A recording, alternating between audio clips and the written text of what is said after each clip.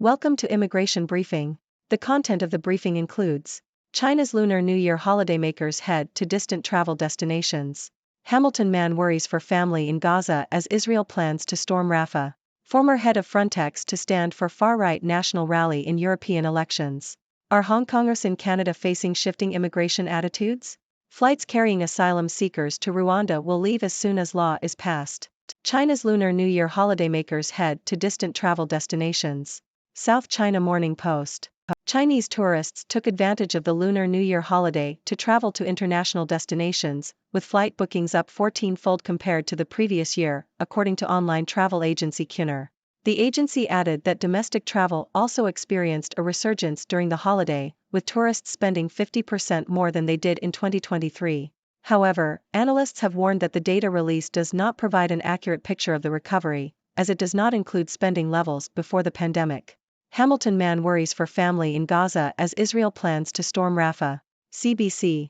A man from Hamilton in Ontario, Canada, has spoken out about the desperate situation his family members are facing in Gaza, where they are starving to death.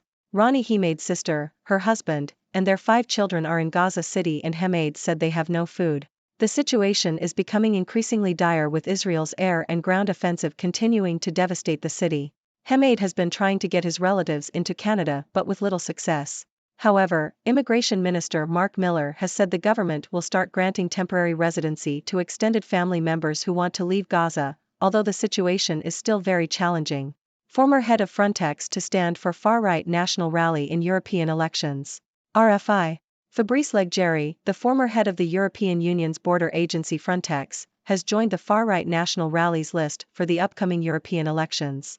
Leggeri, who resigned from Frontex in 2022 while under investigation by the EU's anti-fraud office, accused the European Commission of encouraging migratory submersion and said he wanted to combat it. Opinion polls suggest that the European elections will bring major gains for the far right, and Leggeri is number 3 on the national rallies list. During his tenure at Frontex, Leggeri was accused of tolerating illegal pushbacks of migrants.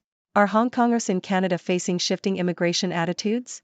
South China Morning Post.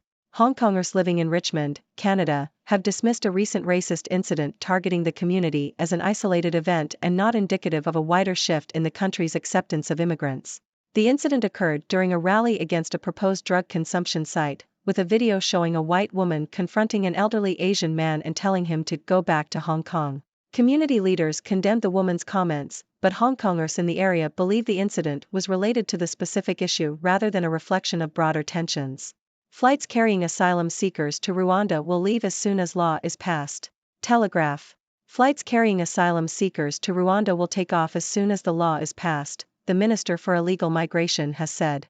The new Safety of Rwanda bill returns to the House of Lords on Monday after a week-long recess. It passed unamended through the Commons last month, despite a revolt from several Tory MPs who wanted the legislation to go further. Sir Simon Clarke warned at the time that there was every reason to believe it would fail on contact with reality. Minister claims he can guarantee flights to Rwanda before election. The Independent. Illegal Migration Minister Michael Tomlinson has guaranteed that flights carrying asylum seekers to Rwanda will take off before the next election. This comes as the government faces increasing pressure over its plans to stop the boats and implement a new treaty with Rwanda, after the Supreme Court declared the policy unlawful. Tomlinson's comments contradict Chancellor Rishi Sunak, who has refused to guarantee flights before the election. The bill is currently going through Parliament, and opponents are expected to table amendments in the House of Lords to strip out measures they say breach international law. King in first public outing since Harry visit as return given 0% chance. The Independent.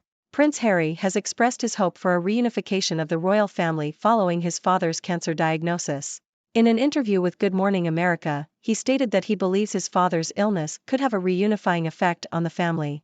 However, sources close to Buckingham Palace have stated that there is 0% chance of Prince Harry returning to a temporary role within the royal family during his father's treatment. Palace aides have reportedly said that there is no way back for the Duke of Sussex following a series of reported disputes with his brother and father. Friends of Prince Harry had previously suggested that he would be willing to play a role while his father receives cancer treatment. Prince Harry's comments about the possibility of a reunification of the royal family come after his brief visit to the UK to see his father following the cancer diagnosis. The visit prompted speculation that the two men may be rebuilding their relationship. Prince Harry and his wife Meghan Markle stepped down from their roles as senior royals last year. Facial recognition, coming soon to an airport near you. New York Times. Biometric technology, which uses an individual's unique physical identifiers, like their face or fingerprints, is increasingly being used in air travel. Passengers at LaGuardia Airport in New York can now use facial recognition software to pass through security and board their flights without showing a physical ID or boarding pass. This technology is being used by Delta Air Lines and the Transportation Security Administration.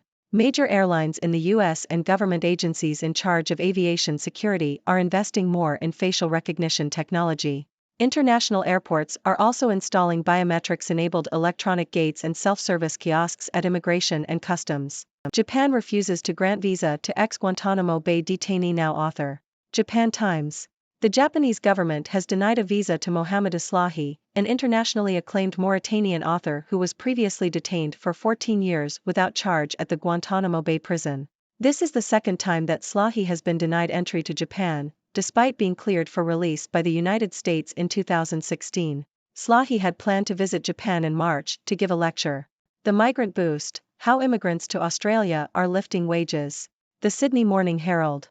Research conducted by the OECD has found that migrants coming to Australia increase productivity and raise wages for all locals, particularly those with lower skills or less education. The research, based on payroll records from 2011 to 2018, showed that areas with higher migrant numbers tended to have higher productivity levels. Migrants to Australia were found to have higher levels of tertiary education than those in other countries, and a 1 percentage point increase in annual migrant numbers boosted the employment levels of locally born Australians by 0.53%. The research did not explore the impact on the housing market or infrastructure needs.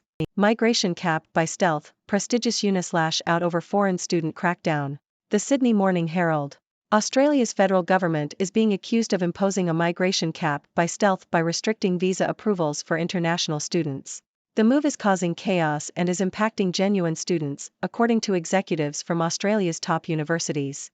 The government's aim is to reduce net overseas migration by 250,000 by July 2025. The executives are now calling on the government to respond to the visa restrictions and to prevent further damage to Australia's reputation as a study destination.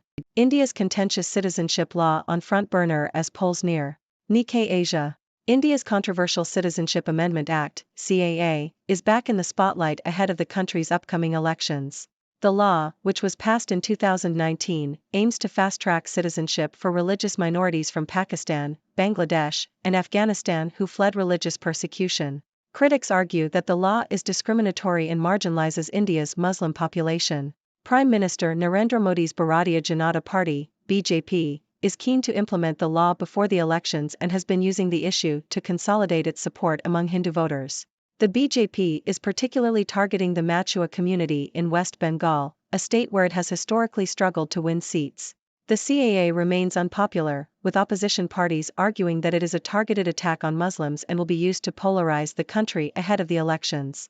While the BJP is eager to implement the law, analysts suggest that it may not be feasible before the elections due to the need for additional groundwork. However, the issue is likely to remain a prominent part of the BJP's campaign strategy. Albanese slaps back criticism, defends Operation Sovereign Borders. The Sydney Morning Herald. Prime Minister Anthony Albanese has defended the government's handling of more than 40 asylum seekers found in remote Western Australia on Friday, insisting that Operation Sovereign Borders is being implemented. The initial group of about 30 asylum seekers, believed to be Pakistani nationals, was discovered by locals around the Beagle Bay, and the second group, found about an hour later, was Bangladeshi and Indian. Albanese flagged on Sunday that the Australian Border Force would have more to say about the later in the day as he pushed back against opposition criticism of the men's arrival on Australian shores. The Dawas family lost everything fleeing Gaza, including their father, and leaving is getting harder. ABC. A single mother and her family have escaped from Gaza to Australia, but many others have been unable to leave, even if they have visas. Families have to navigate through the war zone to get to the Rafah crossing on the Egyptian border. The Australian government has supported a total of 207 Australian citizens and permanent residents to depart Gaza, but the Dawas family are not eligible for assistance as they are not immediate family members of Australian citizens. Most Americans believe Biden admin doing a bad job handling influx of migrants. Pew. The Hill opinion. According to a recent survey conducted by Pew Research Center, 80% of Americans believe that the Biden administration is doing a bad job handling the influx of migrants at the US-Mexico border. Only 18% of respondents said that the government is doing a good job in dealing with the migrants. The survey also found that 57% of Americans believe that the situation at the border is leading to more crime in the US, while 39% said it has little impact on crime. The data was collected between January 16 and 21 and included responses from 5,140 people. The margin of error is plus or minus 1.7 percentage points. That's all the news for today, folks. Let's take a moment to recap what we've learned. Chinese tourists took advantage of the Lunar New Year holiday to travel internationally, with flight bookings up 14-fold compared to last year. However, analysts have cautioned that this data doesn't provide an accurate picture of the recovery, as it doesn't include pre-pandemic spending levels. In Gaza, a man from Hamilton, Canada, is worried about his family members who are facing a dire situation, starving to death. Efforts are being made to grant temporary residency to extended family members who want to leave Gaza, but the situation remains challenging. Fabrice Leggeri, the former head of the EU's border agency Frontex, has joined the far-right National Rallies list for the upcoming European elections. This move comes as opinion polls suggest major gains for the far right. Leggeri has been accused of tolerating illegal pushbacks of migrants during his time at Frontex. In Canada, a recent racist incident targeting the Hong Kong community has been dismissed as an isolated event by Hong Kongers living in Richmond. They believe it is not indicative of a wider shift in the country's acceptance of immigrants. Flights carrying asylum seekers to Rwanda are expected to begin as soon as the law is passed, according to the Minister for Illegal Migration. However, opponents argue that the policy breaches international law. Prince Harry has expressed hope for a reunification of the royal family following his father's cancer diagnosis. However, sources close to Buckingham Palace have stated that there is 0% chance of Prince Harry returning to a temporary role within the royal family during this time. Facial recognition technology is increasingly being used in air travel, allowing passengers to pass through security and board flights without physical identification. Major airlines and government agencies are investing more in this technology. The Japanese government has denied a visa to Mohamed Islahi, an internationally acclaimed author who was previously detained at Guantanamo Bay. This is the second time he has been denied entry to Japan.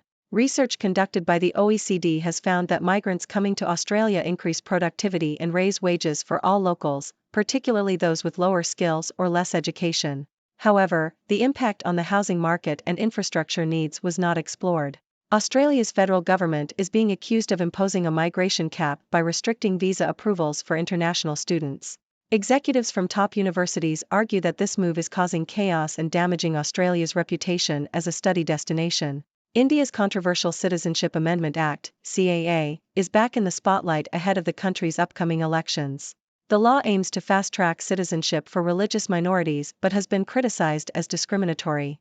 Prime Minister Anthony Albanese has defended the government's handling of asylum seekers found in remote Western Australia, insisting that Operation Sovereign Borders is being implemented. A single mother and her family have escaped from Gaza to Australia, but many others have been unable to leave, even with visas. The Dawas family is not eligible for assistance as they are not immediate family members of Australian citizens. According to a recent survey, 80% of Americans believe that the Biden administration is doing a bad job handling the influx of migrants at the US-Mexico border. Additionally, 57% of Americans believe that the situation at the border is leading to more crime in the US. Well, that's all the news for today. It's been quite a diverse range of topics. From Lunar New Year travel to the situation in Gaza, from far-right politics in Europe to facial recognition technology in airports, and from immigration debates in Australia to the handling of migrants at the US-Mexico border. It's always fascinating to see how interconnected our world is. As for my take on these news stories, I must say that the Lunar New Year travel boom is certainly a positive sign of recovery for the tourism industry. However, we must remember that these numbers don't tell the whole story, and there's still a long way to go before we can fully bounce back. The situation in Gaza is heartbreaking, and my thoughts go out to all those who are suffering. It's encouraging to see efforts being made to grant temporary residency to those who want to leave, but the challenges are immense. The involvement of a former Frontex head in far-right politics is concerning, as it raises questions about the agency's practices and motivations. It's a reminder that we must remain vigilant in our fight against discrimination and intolerance. The incident targeting the Hong Kong community in Canada is deeply troubling, but it's important to remember that isolated incidents should not define our perception of a whole country's attitudes towards immigrants. The use of facial recognition technology in airports raises important questions about privacy and security. While it may streamline the travel process, we must ensure that it is implemented responsibly and with proper oversight. The denial of a visa to Mohammed Islahi is disappointing, as it highlights the challenges faced by individuals who have been wrongfully detained and seek to share their stories. The research on the impact of migrants on wages in Australia is fascinating and highlights the positive contributions that immigrants can make to their host countries. However, it's crucial to consider the wider impact on housing and infrastructure. Australia's visa restrictions for international students are causing concern, and the government must address these issues to protect its reputation as a study destination. India's Citizenship Amendment Act remains a contentious issue, and it will be interesting to see how it plays out in the upcoming elections. It's crucial to ensure that policies do not discriminate against any particular group. The handling of asylum seekers is a complex issue, and it's important to balance border security with compassion and respect for human rights. Lastly, the survey on the Biden administration's handling of the migrant influx shows the challenges faced by governments in addressing immigration issues. It's a reminder that finding solutions is not easy and requires careful consideration of various factors. So, what are your thoughts on these news stories? Do you have any questions or opinions you'd like to share? Let's continue the conversation. Thank you for tuning in. The content above showcases the latest briefing reports and analytical synopses, thoughtfully curated by the 6Do team. These insights stem from a wide array of reputable media outlets, think tanks, government sources, and specialized experts worldwide. We encourage you to explore these sources for a comprehensive perspective. Keep in mind that while the content may not always align with the official standpoint of 6Do Brief, it's not meant to be taken as absolute directives for decision-making. Comprising seasoned media professionals, learned scholars, and accomplished scientists, the 6Do team embodies a trailblazing, fully independent media entity. To customize 6Do Brief to meet your professional needs, you have the option to subscribe to a diverse array of briefings on our website, 6dobrief.com. Regardless of your location, you can conveniently receive 6Do Brief via email.